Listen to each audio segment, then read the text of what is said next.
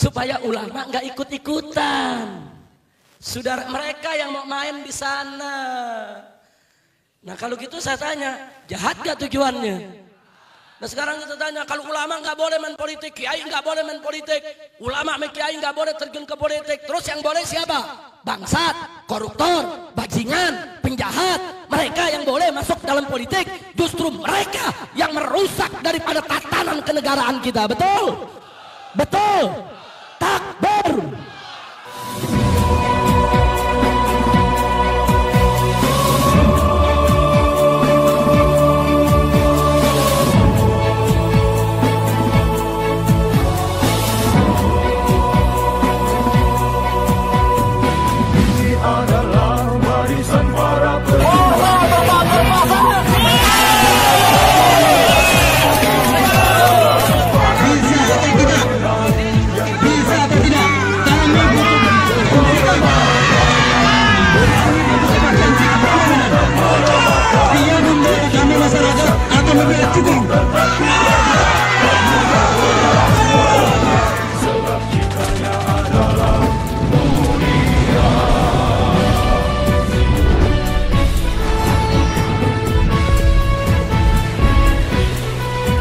Daripada politik, maksudnya supaya yang main politik para bajingan saja, supaya ulama nggak ikut-ikutan.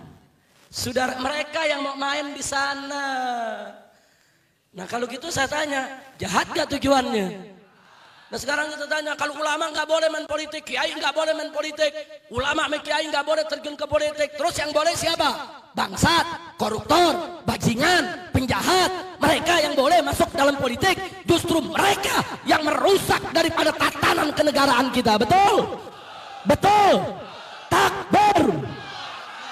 Justru yang mesti dilarang masuk ke dunia politik adalah para koruptor, para bajingan, para penjahat. Saudara, orang-orang yang tidak ngerti agama, orang yang tidak tahu Islam, haram mereka terjun ke dalam politik, saudara. Haram. Mereka yang tidak ngerti politik, mereka yang tidak beriman dan bertakwa kepada Allah, haram terjun ke dalam dunia politik. Kenapa? Karena mereka akan merusak syariat, merusak negara, merusak bangsa, saudara, dan akan merugikan rakyat secara keseluruhan. Jangan dibulak-balik. Justru yang mesti masuk ke dunia politik orang yang beriman, orang yang bertakwa, orang yang ngerti hukum, orang yang tahu mana yang halal, mana yang haram, orang yang berakhlakul karimah, yang tidak sembarangan untuk melakukan maksiat, saudara.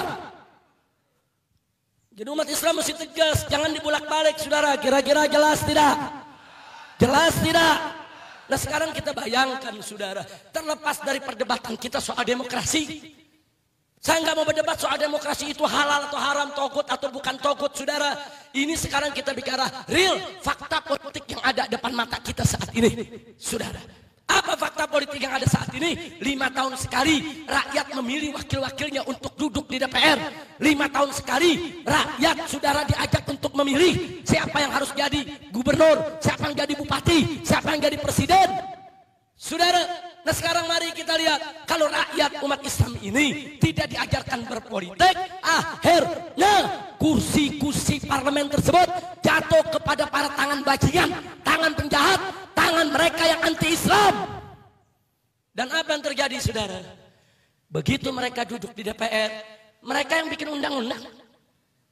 Mereka yang bikin undang-undang, saudara. Kalau yang duduk di sana para bajingan, saudara, maka hukumnya akan mereka buat, undang-undang akan mereka buat, undang-undang yang bertentangan dengan syariat Islam. Makanya jangan kaget kalau DPR kita berlomba-lomba bikin undang-undang yang melegalkan minuman keras, melokalisasi tempat pelacuran, saudara. Kenapa? Karena mereka tidak takut kepada Allah. Dan begitu undang-undang tadi disahkan, kita semua, habibnya, kiainya, umatnya, diwajibkan untuk mematuhinya, saudara. Nah kalau kita nggak patuhi, kita ditangkap melanggar konstitusi. Masya Allah. Contohnya sekarang kita lihat, saudara. Kita lihat, saudara, sekarang kita umat Islam mayoritas di Indonesia, tapi kita nggak mampu masukkan satu pasal di dalam Undang-Undang Dasar 1945 lewat amandemen bahwa presiden dan wakil presiden Indonesia harus beragama Islam. kita masukin sudah. Enggak mampu. Kenapa kita tidak bisa untuk menggelar sidang umum MPR untuk memasukkan pasal tersebut, saudara? Karena kursi kita tidak cukup, karena kursi kita tidak memadai, karena DPR dikuasai oleh mereka yang anti-Islam, bukan yang pro syariat Islam, saudara. Nah, ntar kalau udah kejadian begini baru marah. Wah, lu kenapa orang kafir mimpin? Nah, kan lu gak mau politik selama ini. Ini dia, betul. Telat mikir. Kira-kira jelas gak? Jelas gak? Ini undang-undang dan negeri kita dibuat oleh DPR. Satu, melalui musyawarah. Kalau musyawarah mentok, voting, pemungutan suara. Nah sekarang saudara, kalau kita umat Islam tidak terjun ke politik, ulama kiai tidak mau tahu politik, nanti bencong-bencong pada ikut politik. Akhirnya para bencong jadi anggota DPR. Nah begitu sampai di sana saudara, kursi umat Islam kiai cuma 100 kursi. Kursi yang bela bencong 500 kursi. Bikin undang-undang LGBT, laki boleh kawin sama laki, perempuan boleh kawin sama perempuan. Musyawarah kiai sama bencong. Kiai nolak saudara, haram. Bencong bilang apa kiai gitu deh. Nah karena deadlock, apa yang dilakukan? Voting, pemungutan suara.